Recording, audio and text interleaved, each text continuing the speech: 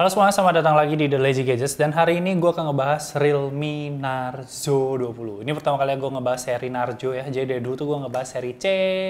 Gue udah tau ada C12, C15, C17, C3. Dulu CTID pernah C1 sama C2 kalau nggak salah. Pokoknya udah banyak banget sebenarnya smartphone Realme A sama Realme 7 juga kemarin. Dan ini dari Narzo 20, jadi kalau kalian mau cari yang versi Pro, gue nggak akan nge-review. Bisa cari reviewer lain. Terus yang kedua, kalau kalian mau cari urusan kamera, gue juga nggak akan bahas, mungkin gue akan kasih sampel aja beberapa fotonya aja buat kalian lihat sendiri.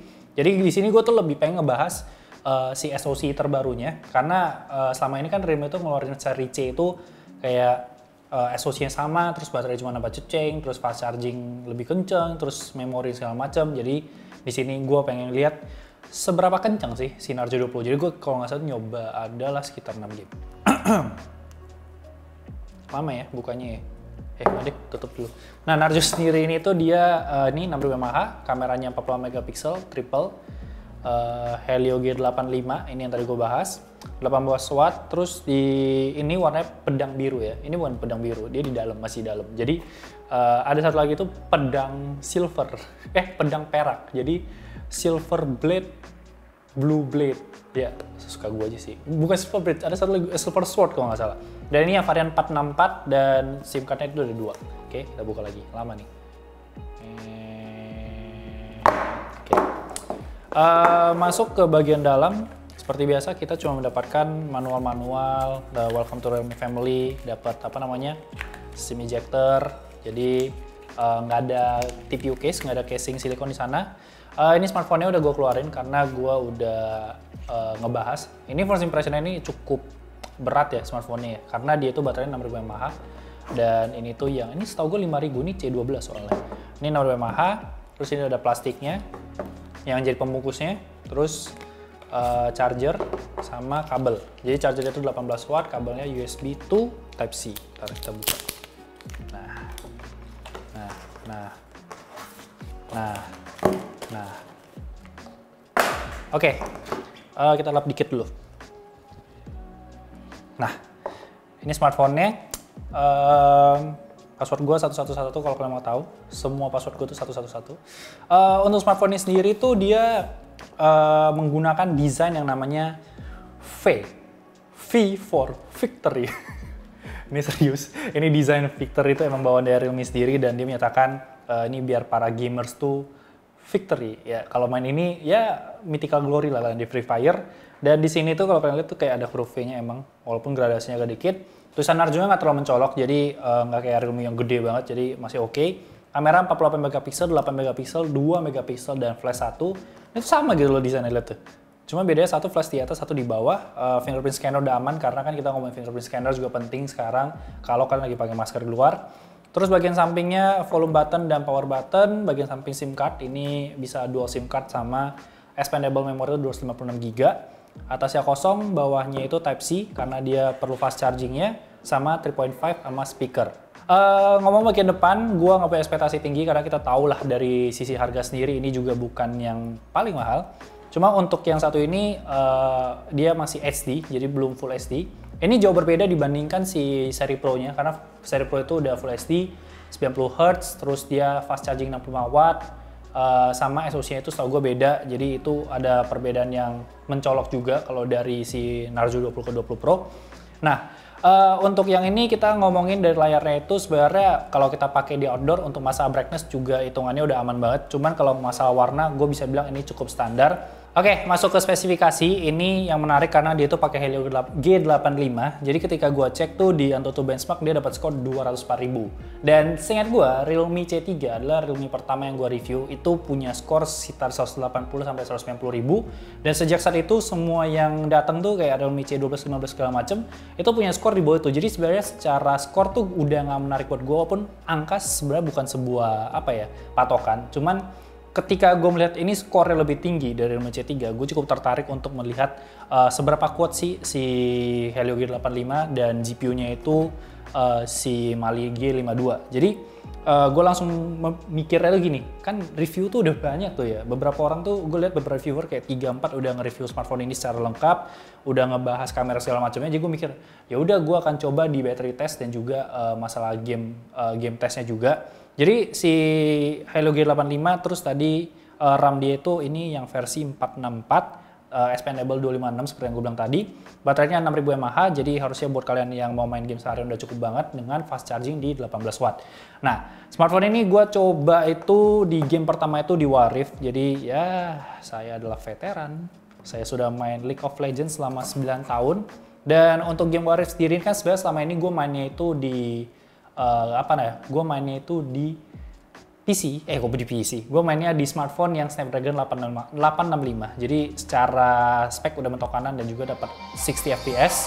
Nah, untuk yang satu ini, ketika gue mencoba melakukan setting tertingginya dan gue mencoba melakukan 60 fps dan gue main champion high mechanic yang harus fast hand seperti Lee Sin, di beberapa scene ketika partikelnya lagi banyak, orangnya lagi rame, itu gue mengalami frame drop yang cukup parah karena dia langsung turunnya itu ke 30 fps, ya 30-33, nanti balik lagi 60, ntar lama-lama tiba-tiba kalau lagi rame, balik lagi ke 33. Jadi gue rasa sebenarnya kalau kalian mau main dengan aman di smartphone yang satu ini, harusnya kalian jangan paksain di 60 fps, mainnya di 30 fps dan grafiknya itu lebih diturunin.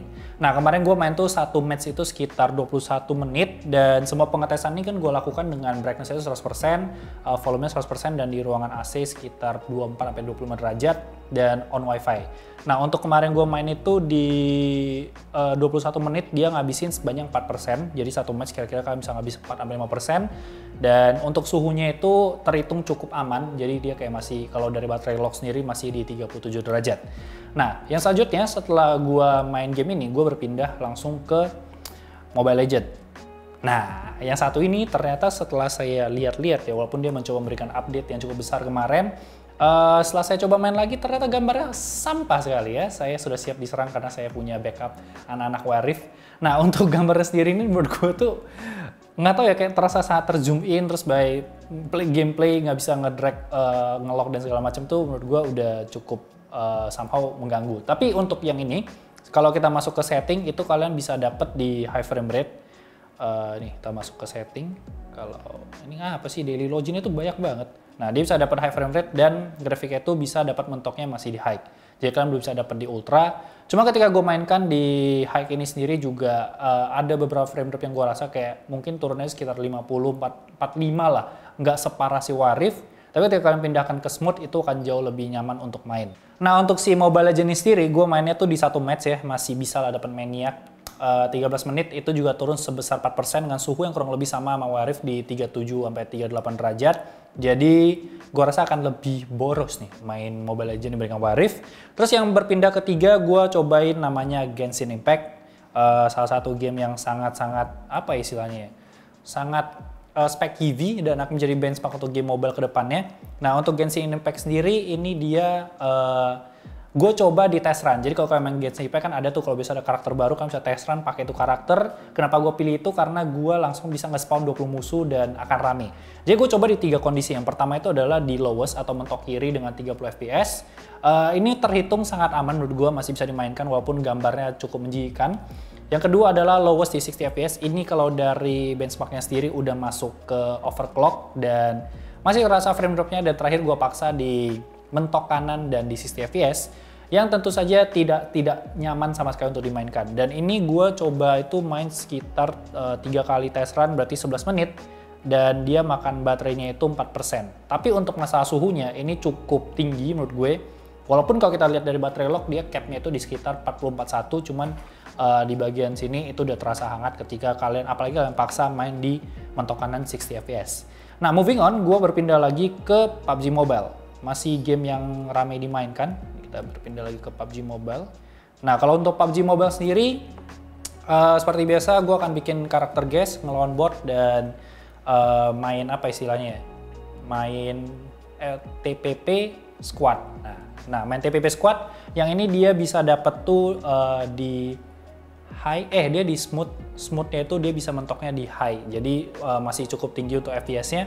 Nah, untuk PUBG Mobile nih gue main sekitar itu di 26 menit sampai dapat chicken dinner dan dia ngabisin baterai sebesar 6% dan itu suhunya juga kurang lebih sama masih Genshin Impact, dia terasa cukup hangat dimana untuk settingannya itu di smooth, jadi untuk grafiknya paling kiri tapi frame rate-nya ultra. Nah, tapi kalau setelah smooth kan medium high. Nah, setelah high itu semuanya udah nggak bisa, jadi tidak usah dipaksakan. Lanjut lagi, game selanjutnya itu gue nyobain si Honkai Impact. Walaupun gue rasa semua orang udah berpindah ke Genshin Impact. Tapi ada kali ya yang masih main Honkai Impact. Ada pasti ya. Nah untuk Honkai Impact karena kan progresnya udah jauh ya. Sayang pasti kan dia sama dia, itu karakter dia. Nah untuk Honkai Impact gue coba di 2 skenario. Yang pertama adalah di open world-nya. Yang ketemu si cewek pink itu Sakura ya, apa gitu namanya. Terus gue main di campaign tuh di sekitar 224 yang dia itu kayak semacam trial class, jadi kita kayak disuruh buat berantem dan di situ kita dapat trial ada satu karakter baru yang pakai tombak yang damage-nya sebenarnya cukup gede kan. Tapi ketika gue mainin recommended setting dia itu di 3. Jadi dari awal gue langsung hajar, ya udah gue coba aja mentok kanan dan itu bener-bener patah. Nah dari sana gue turunin lagi recommended settingnya ketiga, itu juga patah. Gue turunin lagi ke recommended settingnya kedua, itu juga patah. Dan gue turunin ke recommended settingnya yang pertama atau bisa bilang mentok kiri. Dan menurut gue itu juga terhitung cukup patah. Jadi gue rasa untuk Genshin Impact, untuk Honkai Impact 3 masih tidak direkomendasikan. Dan ini tuh dia 11 menit dengan baterainya itu sama di 4%. Kalau yang tadi kayak gue salah ngomong deh, yang Honkai Impact. Oh, Honkai Impact itu 10 menit dan itu baterainya 4%. Ya, pokoknya nanti semuanya akan ada datanya di bagian bawah. Nah, terus yang game terakhir yang gue coba itu adalah Call of Duty Mobile. Untuk Call of Duty Mobile ini biasa selalu gue lempar ke Esa karena dia adalah pemain COD Mobile sejati.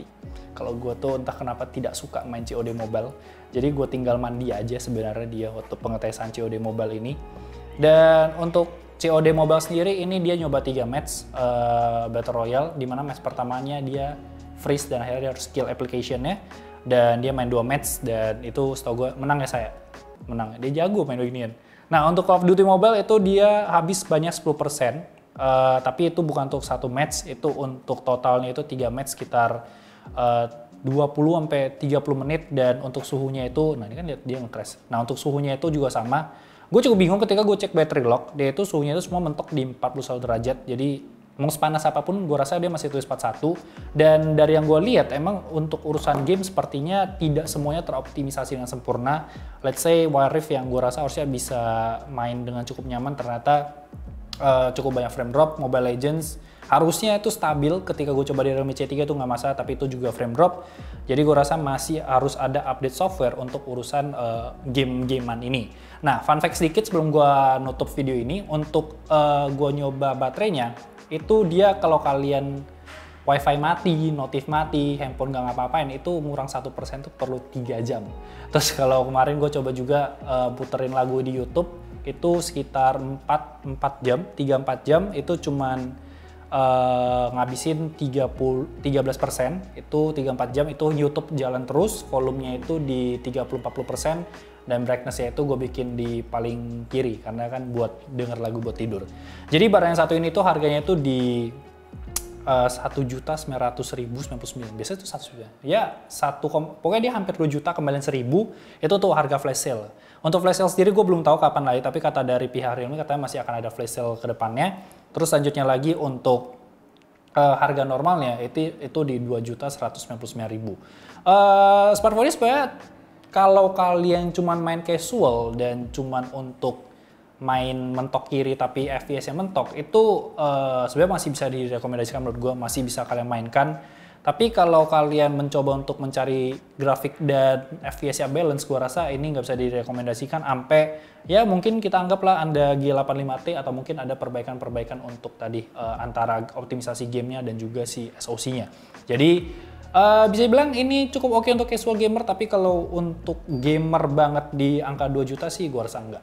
Oke, jadi itu aja yang bisa gue bahas dari Realme Narzo 20 yang gue nggak tahu kenapa banyak sekali gangguan ya hari ini syutingnya ya. Either ada yang teriak lah, pintu ketutup lah, bel lah, motor lah. Jangan lupa like, comment, share. Follow Instagram kita di @lazygadgets dan gue di Jordi Leonardo O-nya 2. Dan untuk Realme sendiri sebenarnya masih ada Realme Buds Air Pro yang akan gue bahas dalam waktu dekat. Sebenarnya ini barang yang cukup menarik gue lihat-lihat. Jadi kalian pantengin aja channel ini. Jangan lupa subscribe. Thank you so much guys for watching and I'll see you next time. Bye-bye guys.